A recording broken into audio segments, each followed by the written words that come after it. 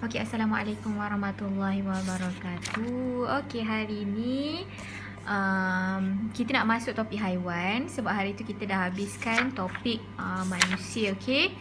Okey, jadi untuk topik manusia kita dah cover semua dan Ustazah pun dah bagi homework kan untuk korang siapkan. So nanti naik cuti nanti bagi Ustazah homework tu, okey. Ustazah akan check.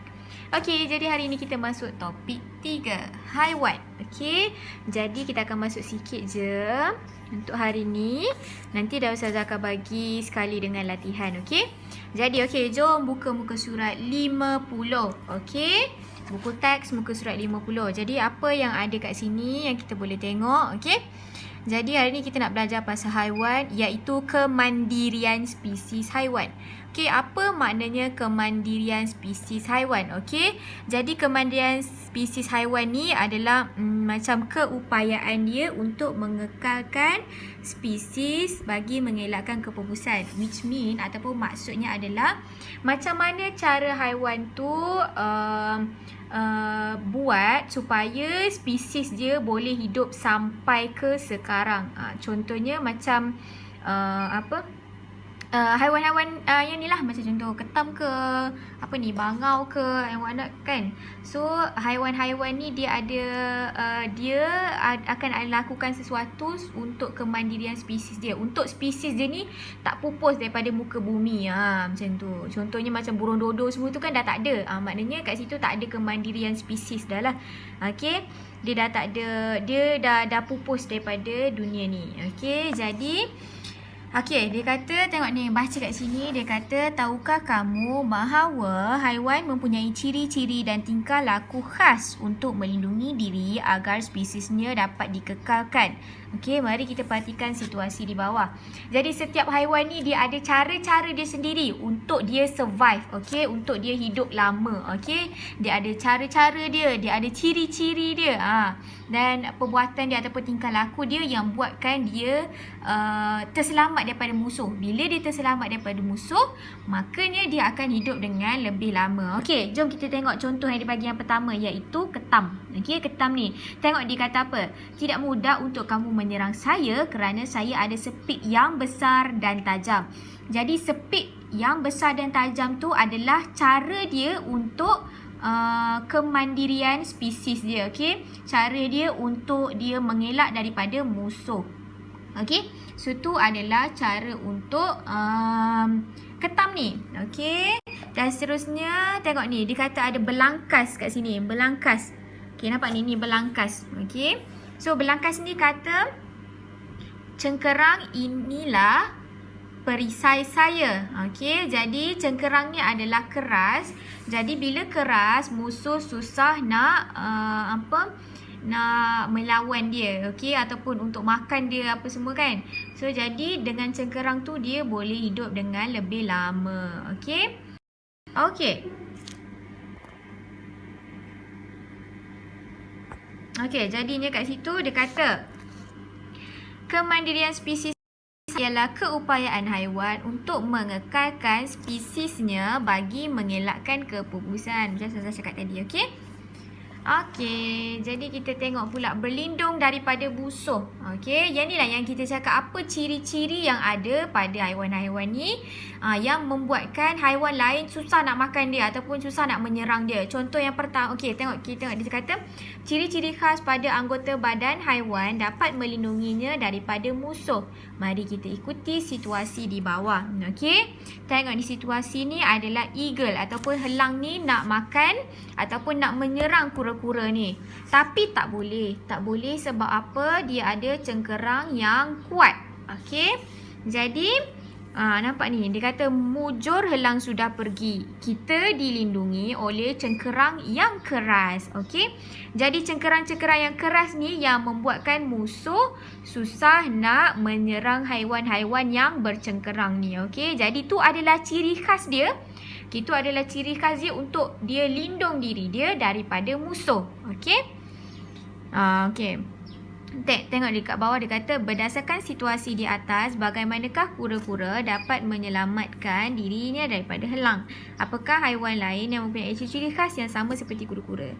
Okey, jadi apa yang ada pada kura-kura adalah cengkerang yang keras. Contoh haiwan lain, nampak ni ada ketam, ada belangkas tadi. Yang ni hermit crab ni tadi. So ni adalah haiwan-haiwan yang dilindungi oleh cengkerang dia. Okey. Selain daripada cengkerang, ada banyak lagi haiwan-haiwan yang ada ciri dia yang tersendiri yang membuatkan dia terselamat daripada musuh dia. Okey? Jom kita tengok kat sini. Dia kata, ni kita ada lebah, lipan dengan tebuan. Jadi apa persamaan lebah, lipan dengan tebuan ni? Dia akan keluarkan bisa. Okey? So dia akan keluarkan bisa yang dapat menyakitkan atau membunuh musuh dia. Okey?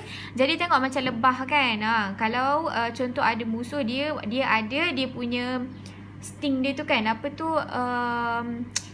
Bisa dia tu kan. Sama juga macam lipan. Lipan pun dia ada bisa dia yang sangat kuat. Tebuan pun. So dia ada sengat. Okey? Sengat yang dia ada yang boleh keluarkan bisa. So bisa tu akan boleh membunuh, okey, dan menyakitkan. Jadi tu cara dia untuk lindung diri dia daripada haiwan yang berbahaya ataupun haiwan musuh mereka. Okey. Seterusnya kita ada pepijat, kumbang, lipas, okey. Jadi apa yang 3 haiwan ni buat untuk lindungi diri dia daripada musuh? Okey. Pepijat, kumbang, lipas keluarkan bau yang busuk menyebabkan musuh tidak mendekatinya. Jadi 3 haiwan ni dia bukan keluarkan sengat, dia bukan ada cengkerang yang kuat, tapi dia keluarkan bau yang busuk supaya musuh tak dapat dekat dengan dia. Okey, ingat okey. Jadi 3 haiwan ni, pepijat, kumbang, lipas, keluarkan bau yang busuk. Lebah, lipan, tebuan keluarkan ada sengat yang keluarkan bisa. Okey. And then kita ada rama-rama. Okey, jadi rama-rama ni mempunyai corak yang menyerupai mata palsu pada sayapnya untuk memperdayakan musuh.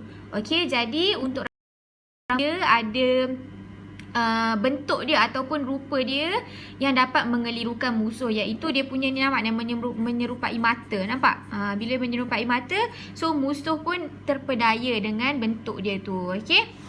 And then kita ada buaya dan ikan arapaima. Okey, jadi ikan arapaima dengan buaya ni apa yang ciri dia yang boleh membuatkan dia terselamat daripada musuh, iaitu sisik yang keras. Okey, sisik yang keras ni ada pada buaya, ada pada ikan arapaima. Jadi dia dapat lindung daripada kecederaan. Okey. Jadi sisik-sisik keras pun dia boleh melindungi diri mereka daripada musuh, okey, dan daripada kecederaan. Okey.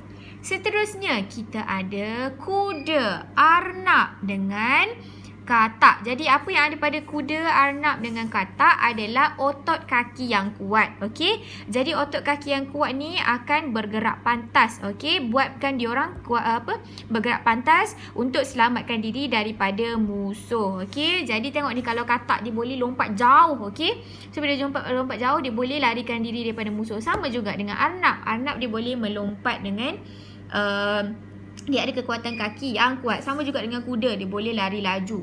Jadi ketiga-tiga haiwan ni, cara dia melindungi diri dia daripada musuh adalah dengan mempunyai otot kaki yang kuat. Okey, ingat otot kaki yang kuat ada kuda, arnab dengan katak. Okey, selain daripada tu, kita ada haiwan yang mempunyai tanduk yang tajam. Okey. Tanduk yang tajam ni ada pada haiwan apa? Ada pada rusa, ada pada kerbau, ada pada seladang. Okey. Jadi haiwan-haiwan ni nampak ni dia ada tanduk yang tajam. Okey, jadi tanduk yang tajam ni lah untuk digunakan untuk pertahankan diri diorang. Okey. Jadi bila ada musuh yang datang, okey, dia boleh gunakan dia punya tanduk yang tajam tu. Okey, boleh membunuh musuh ataupun menghalang musuh daripada datang dekat pada mereka. Okey. Okey. Dia kata sesetengah haiwan mempunyai tingkah laku khas untuk melindungi diri daripada musuh. Okey. So kita ada lagi haiwan yang dia je yang ada tingkah laku khas untuk menghalang diri mereka daripada musuh. Contohnya landak. Okey, apa yang landak ni ada? Okey, obviously landak ni apa yang dia akan buat adalah bila dia diserang. Okey, kalau contoh dia tahu dia sempat nak masukkan diri dia dalam sarang dia, kalau diserang dia akan masuk. Tapi kalau contoh dia tak sempat lah nak larikan diri dia daripada musuh tu, jadi dia akan kembangkan duri dia. Okey, dia akan kembangkan duri yang tajam kan, kat badan dia kan ada banyak tajam kan. So dia akan kembangkan duri dia. Okey. Untuk takutkan musuh. Okey. Dan bila musuh tu cuba nak sentuh dia, akan tercocok duri yang tajam yang ada pada landak. Okey. Jadi seterusnya kita tengok ikan buntal. Okey, ikan buntal ni tengok dia kata apabila berasa terancam, ikan buntal akan mengembungkan badannya yang berduri tajam sehingga saiznya menjadi 3 kali ganda untuk menakutkan musuh. Dan ikan buntal juga beracun. Jadi ikan buntal ni dia ada 3 benda yang melindungi dia daripada musuh, iaitu dia akan mengembangkan badan dia 3 kali ganda lagi besar daripada saiz dia, dan dia ada duri yang tajam, dan ikan buntal juga beracun. Okey, jadi itulah cara dia untuk lindung diri dia daripada musuh. Okey. Dan seterusnya kita ada cicak. Okey, cicak dan gurita. Okey, gurita ni sotong lah. Okey, jadi cicak dan gurita akan putuskan anggota badannya apabila diserang. Okey, so cara ni akan buatkan musuh ni keliru. Okey, sama ada cicak dengan gurita ni dah mati ke belum kan? Okey, jadi dia akan membuatkan musuh tu keliru, dan sementara tu cicak dan gurita tu boleh melarikan diri mereka. Okey. Okey, tengok yang ni pun sama. Okey, sotong dan gurita akan yang ni dia akan semburkan dakwat hitam. Okey, jadi dia akan semburkan dakwat hitam kepada musuh dia bila dia diserang. Okey, jadi waktu dia semburkan dakwat hitam tu kepada musuh dia, dan kemudian dia akan larikan diri dengan pantas dan selamatkan diri mereka. Okey, jadi dengan cara itulah dia akan melindungi spesies dia daripada pupus. Okey. Tengok yang ni kita ada, tengok ni dia kata, mengapakah kamu semua bertingkah laku begini? Okey, lepas tu kura-kura ni cakap, saya takut. Oleh sebab itu, saya akan masukkan anggota badan ke dalam cengkerang apabila berasa terancam. So, ni adalah cara kura-kura dia melindungi diri dia dengan cara, tengok kalau contoh kita dekat dengan kura-kura kan. Lepas tu, dia akan masukkan badan dia dalam cengkerang dia. So, tu adalah cara dia untuk survive ataupun defend diri dia, menyelamatkan diri dia bila dia rasa terancam. Okey. Tenggiling pun sama. Tenggiling ni dia akan gulungkan diri dia bila dia rasa terancam. Okey. Dan ulat gonggok. Ulat gonggok pun sama. Cuba kalau contoh kita ambil kayu kan. Kita ambil kayu, lepas tu kita jolok dekat ulat gonggok tu. Jadi ulat gonggok tu dia akan curlkan diri dia. Dia akan gulungkan diri dia. Okey. Sebab dia nak lindung diri dia daripada musuh bila dia rasa terancam. Okey, gajah. Gajah macam mana pula dia menjaga kemandirian spesies dia. So dia gajah dia akan hidup secara berkumpulan. Okey, bila dia hidup secara berkumpulan, dia akan kurangkan risiko dia bila diserang musuh sebab dia ada banyak. Okey, dia ramai-ramai, so dia boleh membantu satu sama lain bila dia ada musuh. Okey, sebab tu gajah dia duduk dalam berkumpulan. Sama juga macam semut. Okey, semut pun dia duduk dalam kumpulan supaya dia dapat menjamin keselamatan dia. Okey. Okey, tengok dia tanya apa ni? Bagaimanakah tingkah laku khas haiwan melindunginya daripada musuh? Okey, jelaskan tingkah laku khas tersebut dengan contoh. So, inilah contoh-contohnya yang kita cakap tadi. Okey. Okey, jadi kita buat satu part je dulu. So, nanti kita akan sambung.